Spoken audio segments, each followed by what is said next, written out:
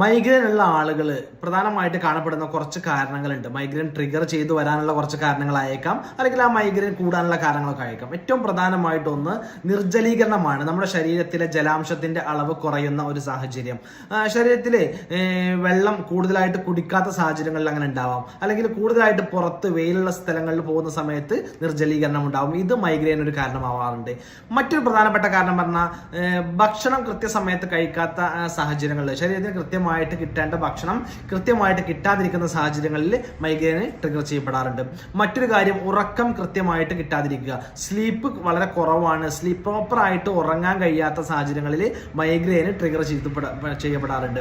മറ്റൊരു കാര്യം എന്ന് പറഞ്ഞാൽ ചില തരത്തിലുള്ള ആഹാരങ്ങൾ, ചോക്ലേറ്റ് പോലെയുള്ള, കോഫി പോലെയുള്ള, അല്ലെങ്കിൽ ചില തരത്തിലുള്ള പദാർത്ഥങ്ങൾ, ചോക്ലേറ്റ് ആണെങ്കിലും കോഫി ആണെങ്കിലും അങ്ങനെ ഇറിറ്റന്റ് ആയിട്ടുള്ള ചില പദാർത്ഥങ്ങളിൽ നിന്നൊക്കെ നമുക്ക് മൈഗ്രെയിൻ ട്രിഗർ ചെയ്യപ്പെടും.